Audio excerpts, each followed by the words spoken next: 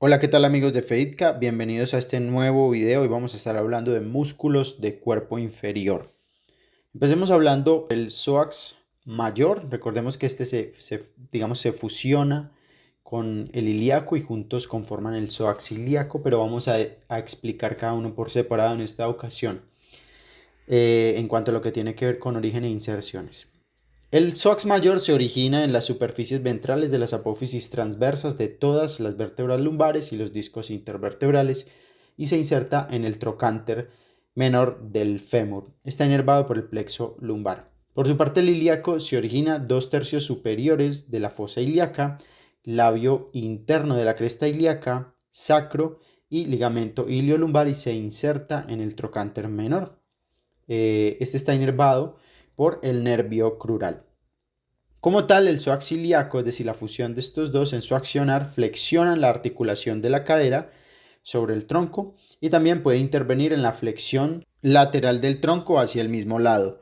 Por otra parte, el sartorio se origina en la espina ilíaca antero-superior y se inserta en la porción proximal de la superficie interna de la tibia, cerca del borde anterior. Su acción es flexionar, rotar internamente y abducir, es decir, llevar el muslo de adentro hacia afuera o del medio hacia lateral en la articulación de la cadera. Además, flexiona e interviene en la rotación interna de la rodilla. Entonces, recordemos, el sartorio es flexor, rotador lateral y abductor de la cadera, pero también tiene influencia sobre los patrones de rotación interna y flexión de rodilla y está inervado por el nervio crural.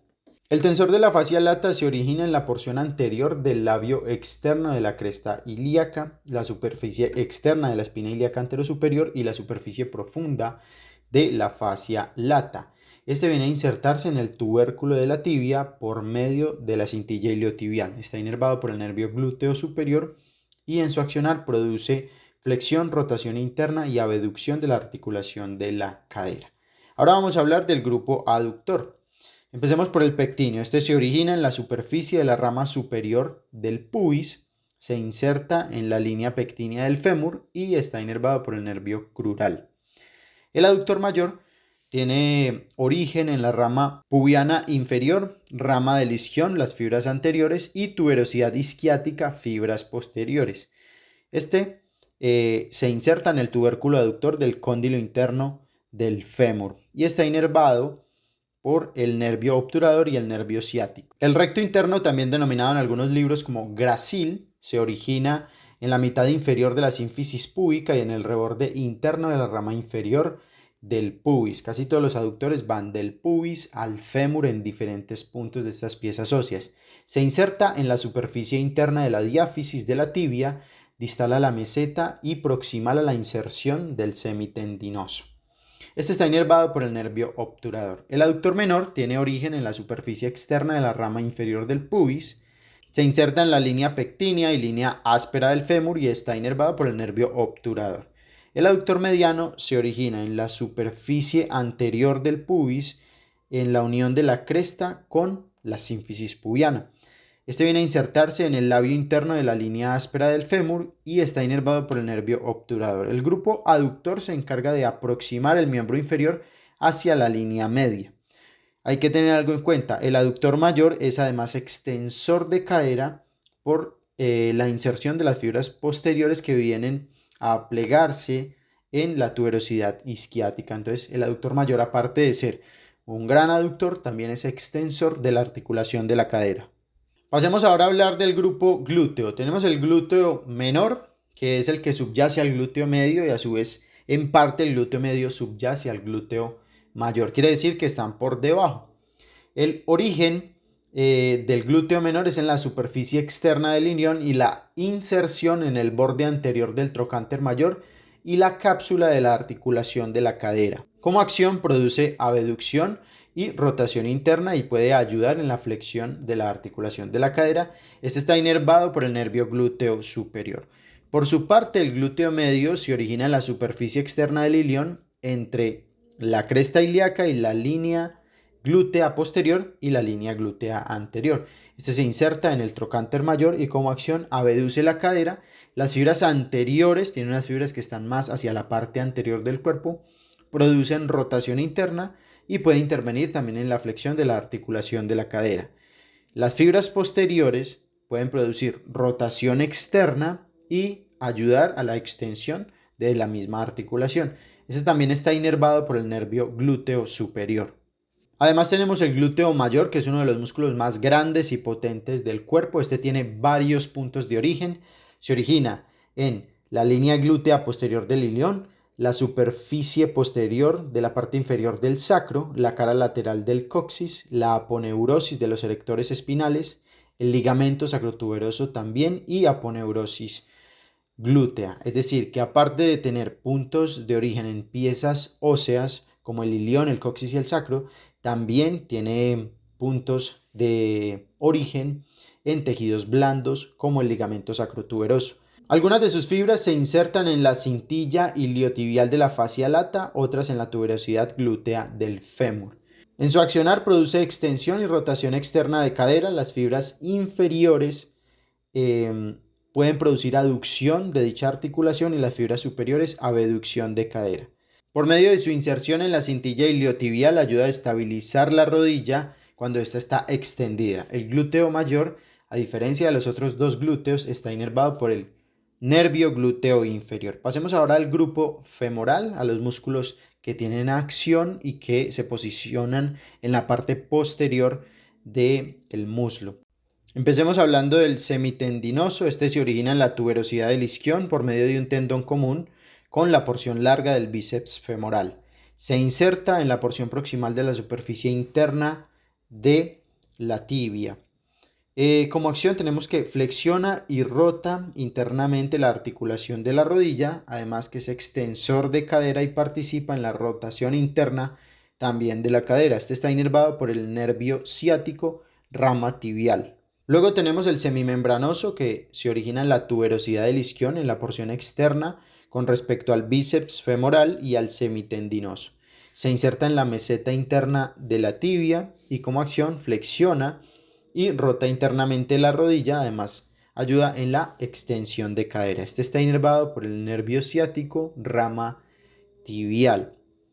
Además tenemos el bíceps femoral, que la porción larga se origina en la tuberosidad del isquion, la porción corta en el labio externo de la línea áspera. Esto ya es el fémur, es decir, que la porción corta del bíceps femoral no tiene acción sobre la articulación de la cadera.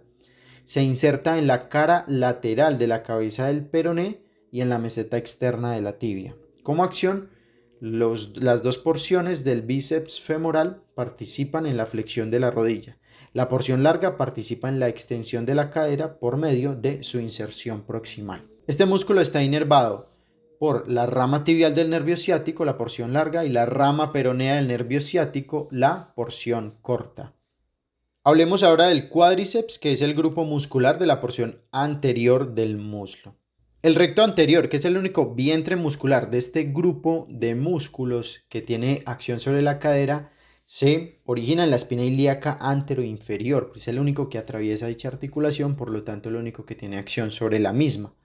El origen del vasto externo se da en el borde inferior y anterior del trocánter mayor, la línea áspera y el tabique intermuscular externo. El origen del vasto medio se da en la superficie anterior y externa de los 2/3 proximales del cuerpo del fémur, y el origen del vasto interno en la mitad distal de la línea intertrocantérea y también línea áspera. Este grupo muscular se inserta en el borde proximal de la rótula y a través del ligamento rotuliano atraviesa la articulación de la rodilla y se inserta en la tuberosidad de la tibia.